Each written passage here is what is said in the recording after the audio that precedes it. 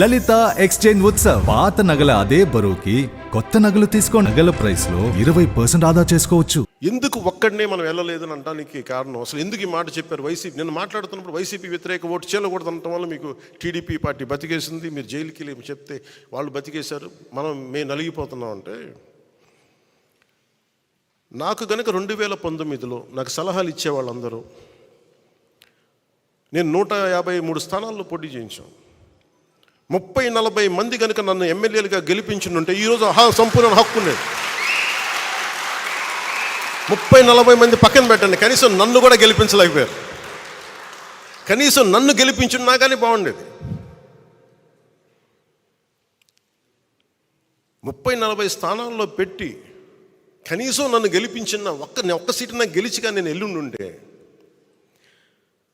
అప్పుడు నీ కోసం నిలబడ్డాం, అందుకని ఈసారి నువ్వు ముఖ్యమంత్రి స్థానం అడగండి, ముందుకు వెళ్ళకూడదు పొత్తానంటే అప్పుడు నేను వింటాను సంపూర్ణంగా. నువ్వు ఏమి మనకు రిజల్ట్స్ చూపించకుండా ఎట్లా అడుగుతావంట? రిజల్ట్స్ చూపించకుండా ఎలా అడుగుతాం? ఈరోజు మన అందరితోటి మర్యాదగా మాట్లాడుతున్నారు, గౌరవిస్తున్నారు కేంద్ర ప్రభుత్వం అంటే. 18 లక్షల ఓటు పైచిలుకు మనం సంపాదించగలిగాం మనం పోయిన ఎన్నికల్లో. అది 6% ఓటు. అది మనం ఇంట్లో వాళ్ళు నిలబడితే మన ఇంట్లో వాళ్ళే ఓటేయరు. అలాంటి వ్యక్తులు బోల్డంతమంది ఉన్నారు ఇక్కడ. కన్విన్స్ చేయలేం, 1 లక్షల మందిని కల్పించి కన్విన్స్ చేయలేం మీరు నాకు ఓటేయండి అని. ఒక విషయం మీద ఆర్గ్యుమెంట్ చెప్పాలి. ఇది ఎందుకు రైటు, ఇది ఎందుకు సరైంది, ఇది ఎందుకు సరైంది కాదని చాలా స్పష్టంగా చెప్పగలిగేంత ఎబిలిటీ ఉండాలి. Convincing ability, debate ability, negotiating ability.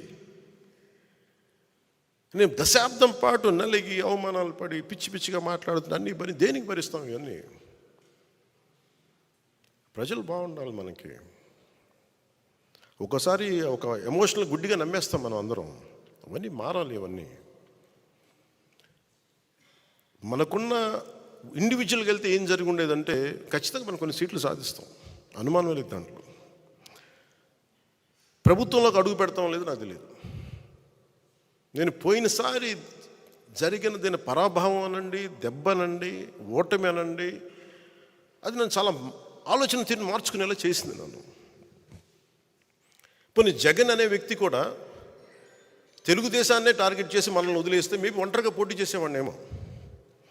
Jagan తాలూకు చాలా కీలకమైన లక్షణం ఏంటంటే ఎవరిని స్పేర్ చేయడం. అతను సొంత చెల్లినే స్పేర్ చేయని కూడా మనల్ని ఎలా స్పేర్ చేస్తాడు?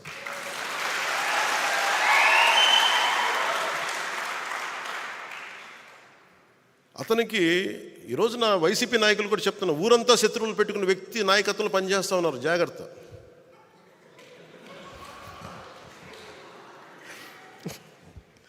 లేదు, ఊరంతా శత్రువులు అతనికి, జాగ్రత్త. మీరు అతని కింద నడుస్తూ ఉన్నారు, మీరు ఆయనకి నాయకత్వం కింద.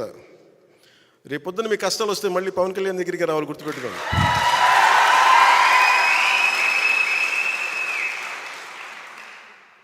మనస్ఫూర్తిగా మమ్మల్ని అందరినీ ఏదో ఒకలా మేము చూసుకుంటాం బాగా.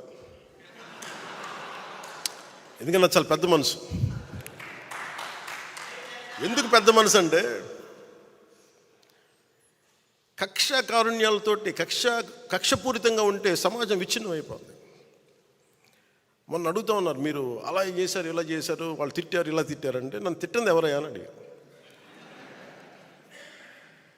నన్ను వీధి కుక్క అని తిట్టిన వాళ్ళు కూడా ఉన్నారు. నన్ను అవి ఎందుకు భరించి ముందుకు వెళ్తాం? నన్ను పచ్చిబూతులు తిట్టిన వాళ్ళు క్షమించడం అనేది మానవ ధర్మం కదా అంటారు. ఉన్నత స్థాయి వ్యక్తిత్వంలో ఎవడైనా సరే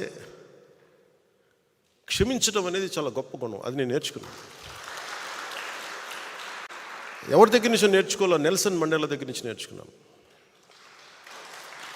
చాలాసార్లు మీరు తిట్టిన వాళ్ళతో మాట్లాడతారు, గౌరవిస్తారు, నమస్కారాలు పెడతారంటే నేను ఒకటే చెప్పాను. నెల్సన్ మండేలాని శ్వేత జాతీయులు 2 దశాబ్దాల పాటు జైల్లో పెట్టి, రాబిన్ ఐలాండ్లో జైల్లో పెట్టి, చిన్నపాటి సెల్లో పెడితే అతను విప్లవకారుడు. ఒకప్పుడు జైల్లోకి వెళ్ళిపోయి అతను ఇన్విక్టస్ అనే ఒక పద్యం అదే ఒక ప్రేరణ అయ్యి దాన్ని 5-6 వాక్యాలను చదువుకుంటూ 22 దశాబ్దాలు బతికేసి ప్రతిరోజు అతను అవమానపరిచే శ్వేత జాతీయులు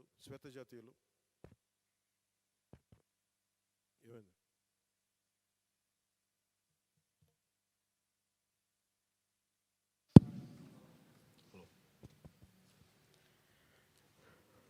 అతని రోజు అవమానపరిచే శ్వేత జాతీయులు వీళ్ళందరినీ అవమానాలు భరిస్తూ ఫైనల్గా ప్రజల తాలూకు ఒత్తిడికి ఆయన బయటికి రావాల్సి వస్తే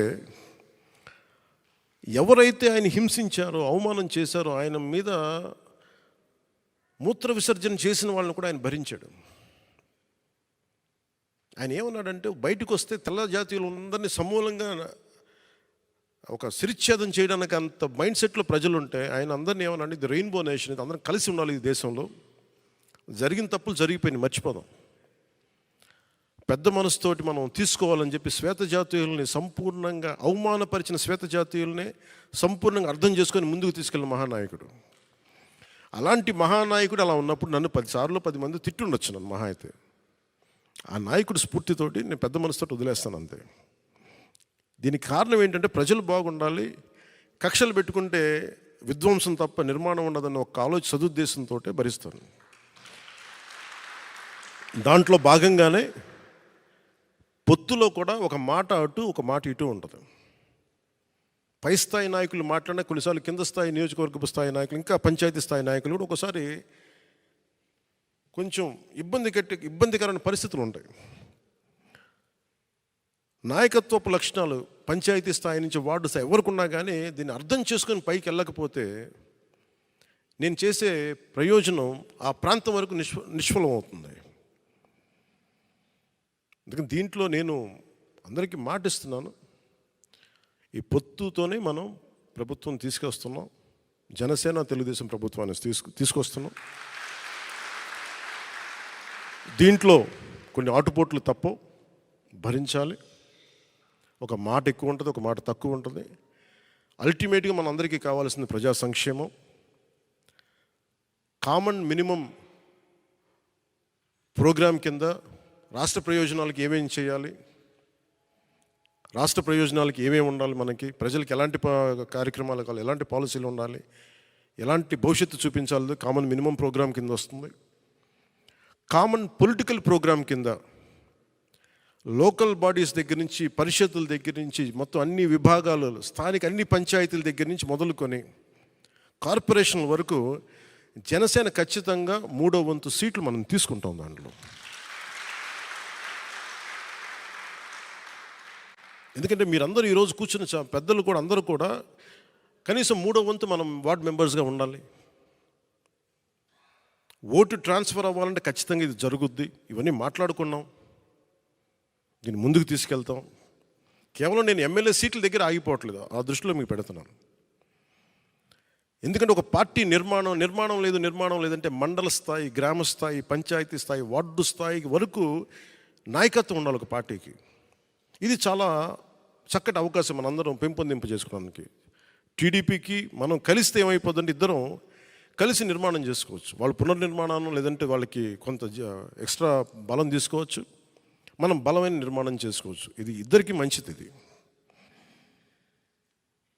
భవిష్యత్తు ఏది ఎట్లా ఉన్నప్పటికీ కూడా ఈ క్షణం మనం ఇప్పుడు చేయాల్సిందే సంపూర్ణంగా ఒక మాట అటున్నా ఆటుపోట్లున్నా ఇటున్నా కానీ మనం కలిసే వెళ్తున్నాం.